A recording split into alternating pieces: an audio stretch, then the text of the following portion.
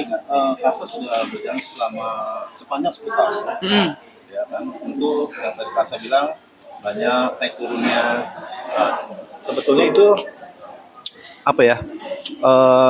Saya ingin tahu seberapa sulitnya kah untuk menjalani 10 tahun itu yang sekarang Kak Arsa rasakan tuh, apalagi kepada anak-anak ya, talenta muda ini kan pembinaannya pasti berbeda ya dengan yang dewasa. Nah ini seperti apa sih Kak Arsa menjalaninya ini, yang naik turunnya ini seperti apa itu? Oke. Jadi bicara 10 tahun ini kan cukup panjang. Pertama-tama ketika saya terjun di sini sebagai pendatang baru, komposer, tentunya ada kritik-kritik yang cukup pedas dari netizen lah bahasanya melalui sosial media. Tentu hal ini bisa membuat seseorang patah arang gitu ya. Apalagi ketika awal-awal saya merilis lagu-lagu saya, awal-awal tuh terus terang tanda kutip saya iseng ya gitu, ingin mencoba peruntungan gitu, tidak sampai diseriusin karena saya juga punya pekerjaan waktu itu di usaha saya pekerjaan di bidang lain gitu.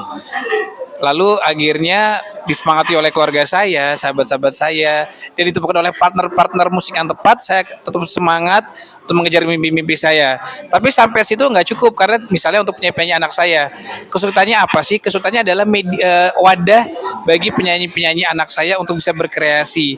Jarang sekali wadah untuk menyalurkan aspirasi mereka dibandingkan ketika era 90-an akhir, era 2000-an awal tuh kan banyak program-program di televisi terus terang gitu ya. Nah saat ini kan sangat jarang atau bahkan nggak ada acara yang memuat music video, memuat video klip. Nah itu buat saya jadi adanya kesulitan untuk mempromosikan, memperkenalkan karya-karya saya.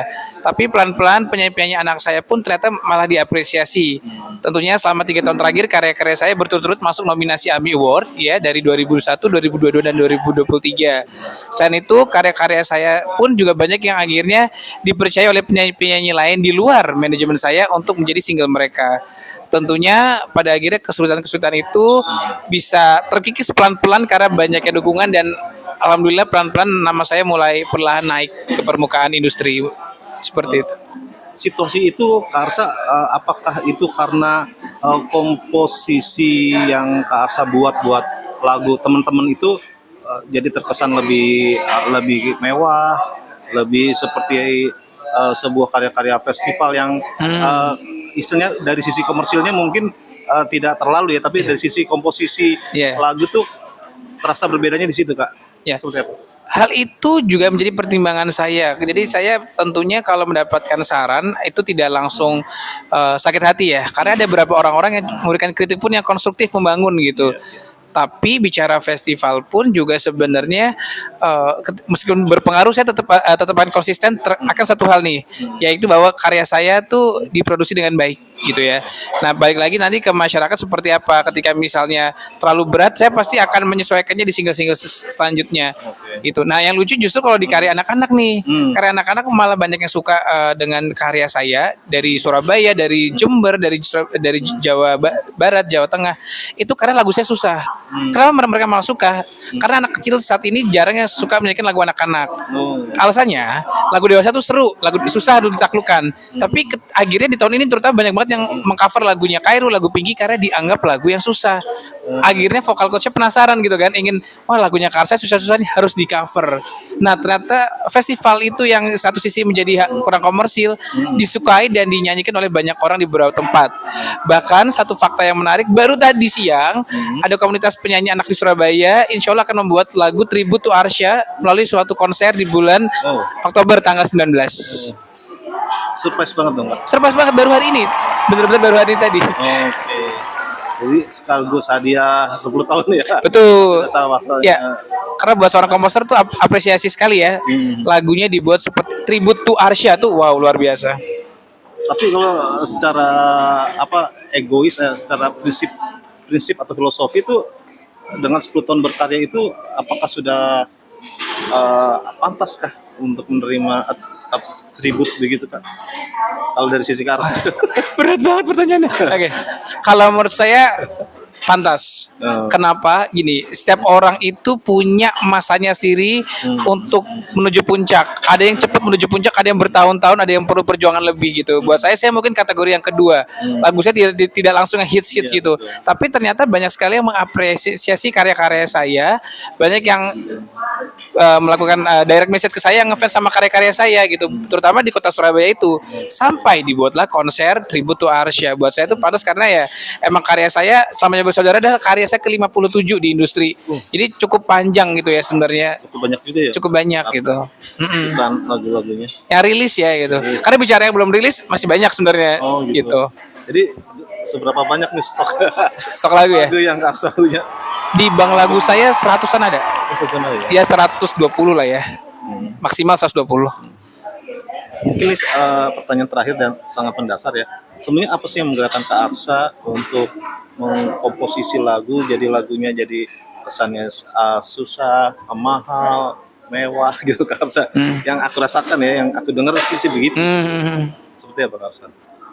Baik, sebenarnya kalau saya menciptakan lagu harus susah, harus festival, Enggak. sebenarnya dari awal tidak ada Terpikir terpikir seperti itu. Tapi ketika muncul seperti itu, mungkin balik lagi ke inspirasi ya. Inspirasi lagu-lagu saya di zaman dulu sampai kalau kita bicara era sekarang, ketika saya SMA saya mendengarkan aransemennya Mas Andi Rianto. Oh, Waktu itu awalnya beliau sebagai orkestra di Indonesian Idol season 1, season 2 ya. Jadi dari situ saya kok aransemennya keren banget, mewah banget. Mungkin secara tidak langsung mempengaruhi mempengaruhi perspektif saya akan musik. Tapi sebenarnya lagu saya yang simple sederhana pun juga ada, tergantung dengan karakter penyanyinya gitu. Kalau bicara talent saya Pinky Kairu, saya mengikuti karakter mereka dan teknik mereka yang sudah baik gitu. Tapi ada juga yang anak kecil misalnya masih polos gitu, ada usia 7 tahun 8 tahun yang saya baru memilih lagu saya jadi single mereka, itu cenderung simple sesuai dengan range vokal mereka yang enggak terlalu lebar, karakter suara mereka yang unik, yang masih imut. Jadi sebenarnya ada penyesuaian tergantung dengan kualitas teknik dari setiap masing-masing penyanyi. Iya. Satu, yang paling terakhir, lebih dahulu mana ketika saat mengkomposisi itu, apakah komposisinya, Lirik ya? liriknya, baru karakter penyanyinya? Saya tipe yang cenderung liriknya dulu. 90% lagu saya selalu lirik dulu baru notasi. Oh, Seperti itu. Baru karakter ke penyanyinya, Ya, lebih mempengaruhi itu ya. betul. Oke Kak Arsa, terima kasih.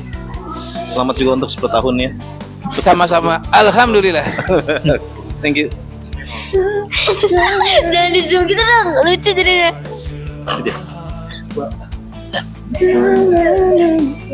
Jangan lupa untuk bahagia. Jangan hiraukan yang berkata tidak, tidak. Bahagia kita yang cipta dan kita rasa Selamanya bersaudara, takkan pernah terbantahkan. Walau kadang saling canda, kita sayang. Selamanya bersaudara, kan selalu saling jaga sampai nanti kita tua. Kisah ini kan tersimpan di hati.